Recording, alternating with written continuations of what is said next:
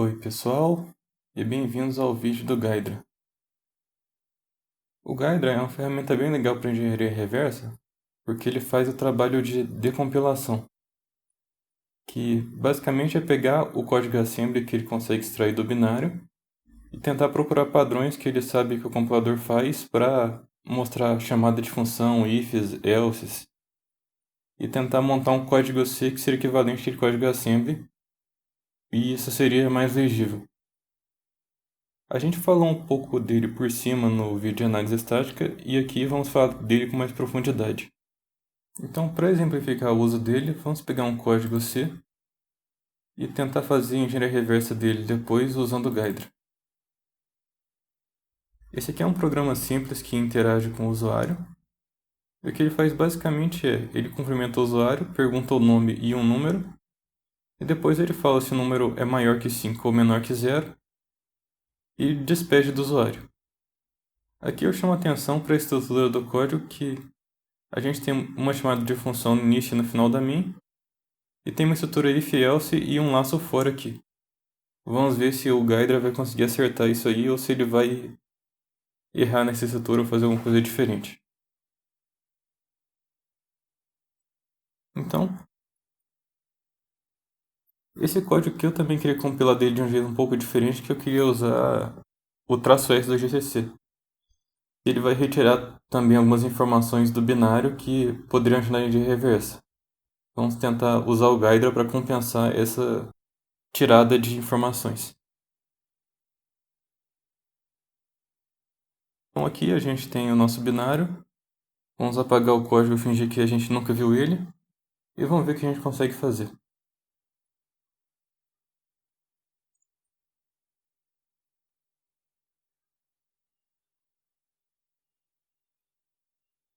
Aqui, antes de mexer no binário, a gente tem que criar um projeto de análise.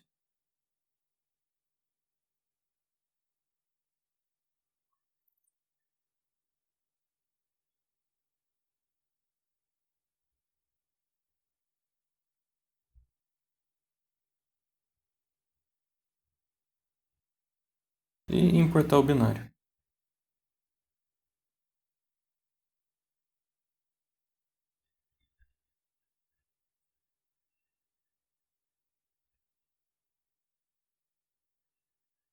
Deixar também o Ghidra fazer análise do binário como um todo.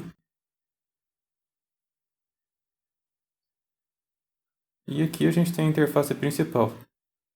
Aqui na interface principal a gente tem essa região central que mostra o código assembly original. Aqui à esquerda ele mostra o que ele tentou fazer em código C a partir daquele código assembly. E também aqui à esquerda a gente tem algumas informações de, por exemplo, as funções que ele encontrou no programa. Olhando aqui as funções, a gente tem um monte de funções que a gente não sabe o que provavelmente são da libc. Tipo dtfine, dtinit. E observem também que a gente não tem uma função main. Isso aí é justamente por causa daquela questão que eu falei de tirar informações do binário. O que ele tem aqui são algumas funções que ele encontrou, mas como não tem nome, ele está identificando pelo endereço. Ele chamou essa função aqui, por exemplo, de fun001.010b0, que na verdade é a função que está nesse endereço. Essas funções da libc elas vieram por causa do include stdio e por causa de uma questão chamada linkagem dinâmica.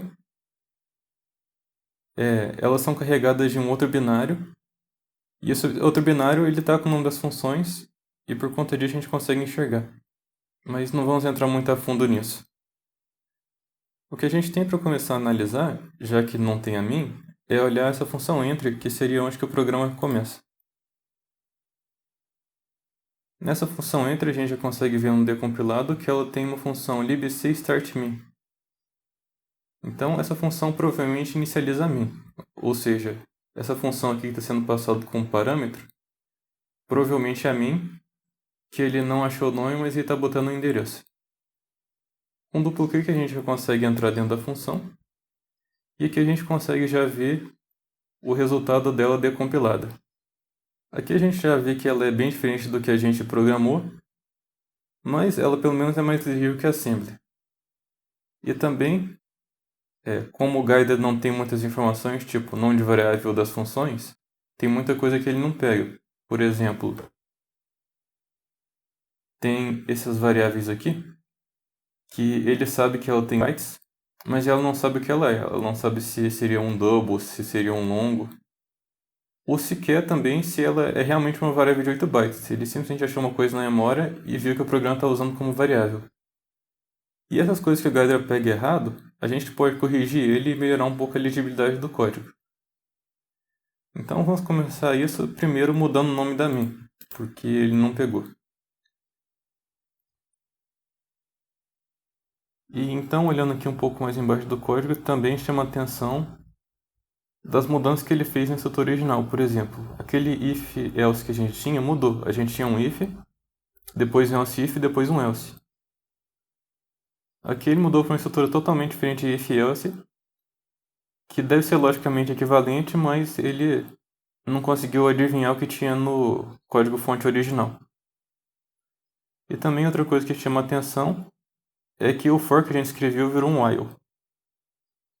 Mas a partir do que a gente tinha aqui, vamos tentar mudar o nome das coisas e tentar melhorar o código. Aqui, por exemplo, a gente tem um scanf, e a gente sabe que quando aparece %s no scanf, a gente tem uma string. E que ele está dando também o tamanho da string. A gente sabe que é uma string de 20. Essa informação a gente pode dar para o guider para ele melhorar a decompilação. Aqui, por exemplo, já vamos mudar o tipo da variável para string, já que ele achou um undefined de 8, ele não sabe o que é. E também já avisar para o guider que é um vetor de 20 caracteres. Isso já deve melhorar um pouco o resultado. Aqui a gente vê que aquele monte de variáveis que tinha undefined de 8, ele já descobriu que tudo faz parte de um único char. Inclusive muitas variáveis que na verdade eram só um vetor.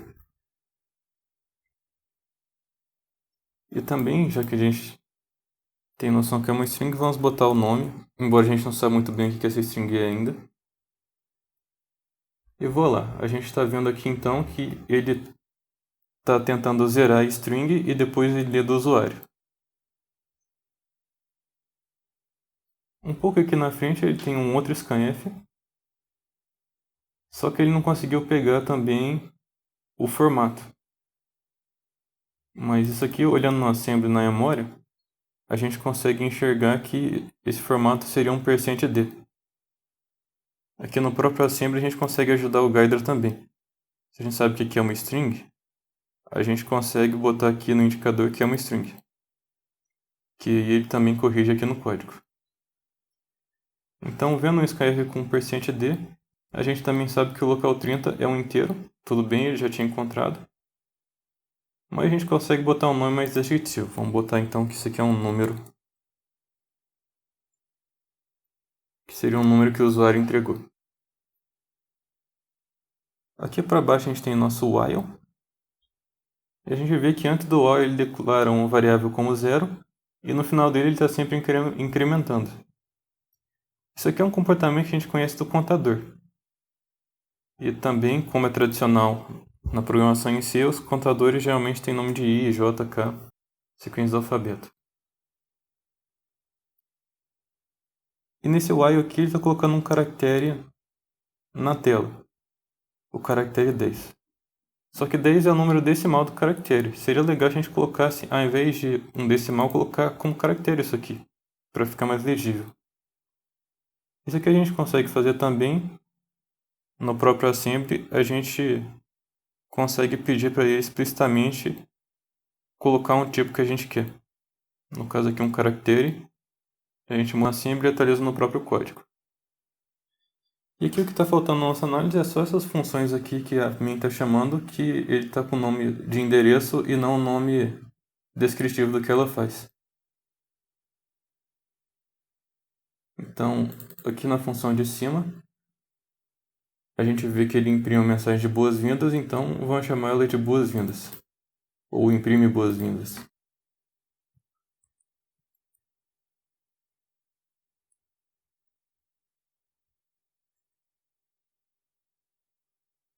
Para voltar para mim tem essa setinha aqui que volta para o lugar anterior.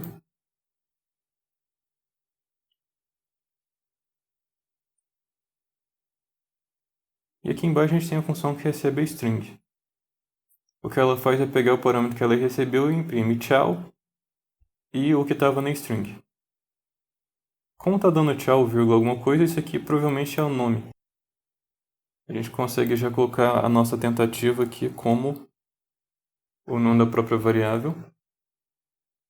E aqui diz que é undefined de 8, mas a gente sabe que está passando uma string.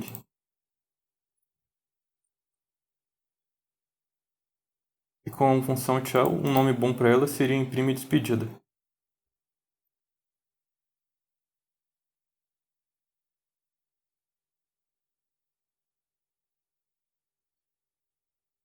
Olhando essas duas funções, então, a gente já enxerga que essa string que a gente não sabia o que era, provavelmente é o nome do usuário.